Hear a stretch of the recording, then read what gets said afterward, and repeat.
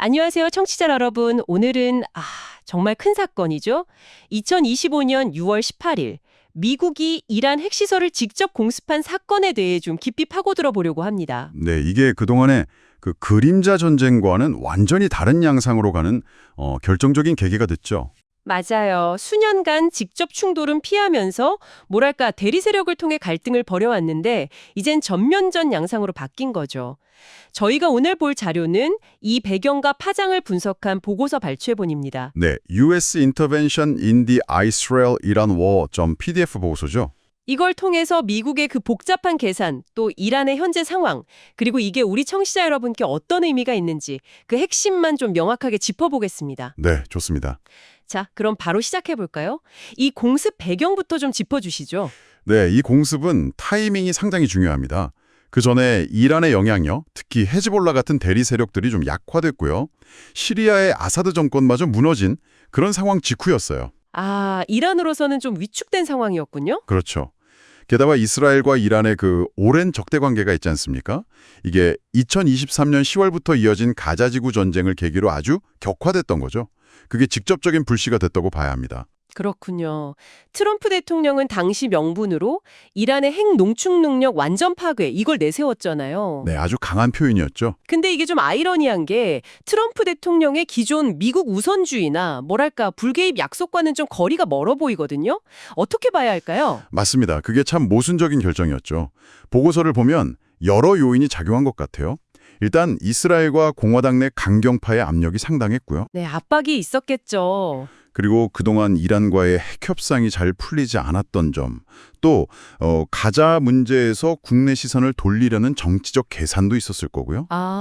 여러 가지가 정말 복합적으로 얽혀 있었군요. 네, 특히 흥미로운 지점은 트럼프 대통령의 핵심 지지층, 그 마가 운동 내부에서도 처음엔 반발이 있었다는 거예요. 그 반개입주의 성향이 강한 지지자들이 많았으니까요. 그렇죠. 그런데 결국에는 트럼프라는 인물에 대한 충성심 때문에 입장을 바꾸는 모습을 보였다는 겁니다. 이게 참 이념보다는 사람에 대한 충성심이 더 강하게 작용하는 걸 보여주는 거죠. 그렇군요. 그럼 실제 작전 내용은 어땠나요? 보고서에 따르면 포르도, 나탄즈, 이스파한 시설을 공격했다고요? 네, 주요 핵시설들이죠.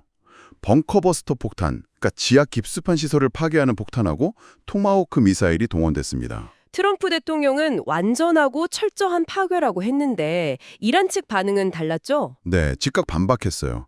이란 원자력청은 핵 작업은 절대 멈추지 않을 거고 방사능 누출 같은 것도 없다고 주장했죠. 실제 피해 규모에 대해서는 양측 주장이 완전히 엇갈리는 상황이네요. 맞습니다. 국제사회는 대부분 이걸 굉장히 위험한 고조 행위다 이렇게 규탄했고요. 이란 입장에서는 상당히 타격이 컸을 것 같은데요. 네, 이번 공습으로 이란의 어떤 방어 능력 또 억지력의 한계가 좀 명확하게 드러났다고 볼 수 있습니다. 즉각적으로 대규모 보복을 할 힘이 부족하다는 게 노출된 거죠. 이란도 미사일을 쏘긴 쐈잖아요. 400기 이상이라고 했던 것 같은데. 네, 쏘긴 쐈습니다. 근데 그게 실질적인 피해를 주기보다는 뭐랄까 내구 결속을 다지고 우리도 가만히 있진 않았다 이런 명분을 쌓으려는 성격이 더 강해 보였어요. 결국은 보여주기식 대응에 가까웠다는 거군요. 그렇죠. 이건 결국 이란 정권의 최우선 목표가 다른 무엇보다도 체제 생존이라는 걸 다시 한번 보여주는 대목입니다. 군사력 문제도 있지만 이란의 경제 상황도 심각하다고 들었는데요.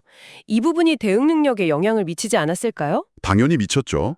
보고서에도 나오지만 만성적인 경제난이 정말 심각합니다.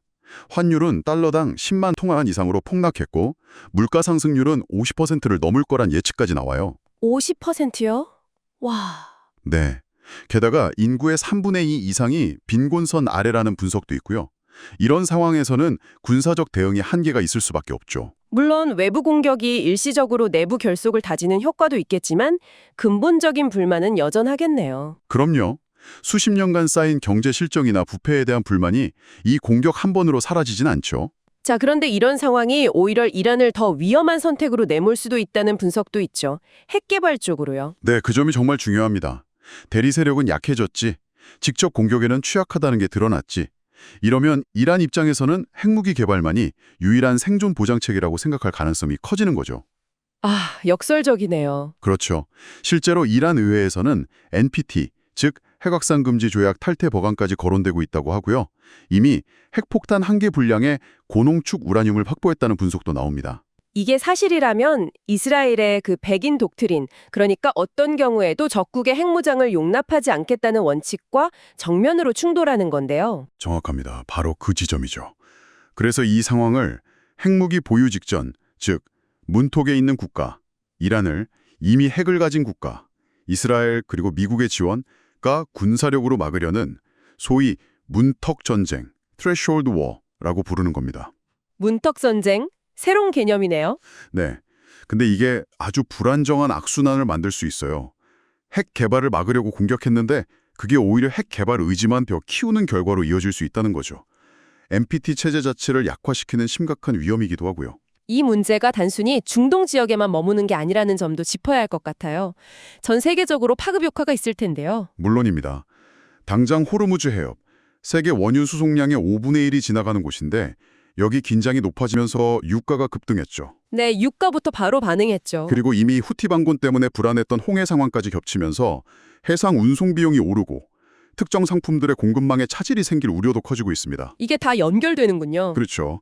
이런 지역 분쟁이 에너지 위기, 공급망 불황을 통해서 결국 세계 경제 침체로 이어질 수도 있고요. 그 외에도 인도주의적 위기나 난민 문제, 또 권력 공백을 틈탄 극단주의 세력 확산 같은 문제들도 불거질 수 있습니다. 결국 글로벌 거버넌스 자체를 약화시키고 기후변화 같은 다른 시급한 국제현안 대응에도 악영향을 줄 수 있겠네요. 맞습니다. 국제사회의 역량이 분산될 수밖에 없으니까요. 자, 오늘 이야기를 좀 정리해보면요. 2025년 6월 미국의 이란 공습은 중동의 지정학적 판도를 정말 크게 뒤흔든 사건이었습니다. 네, 그렇죠. 이란의 취약성을 드러내긴 했지만 동시에 역설적으로 핵개발 의지를 더 자극하고 나아가 전 세계적인 경제 및 안보 불안을 키울 수 있는 아주 복잡한 결과를 낳고 있다는 걸 확인했습니다. 네, 그렇습니다. 마지막으로 청취자 여러분께 이런 질문을 던져보고 싶습니다. 이 공격의 명분은 분명 이란의 핵무장을 막는 것이었어요. 네. 하지만 그 결과로 초래된 이 불안정성과 이란의 높아진 위기감이 과연 핵 개발을 막을까요? 아니면 오히려 이란의 핵무장을 더 앞당기거나 심지어 주변국들의 핵 도미노 현상을 촉발하는 건 아닐까요? 이 문턱 전쟁이라는 새로운 갈등 양상이 앞으로 핵 비확산 노력을 어떻게 바꿔놓을지 한번 깊이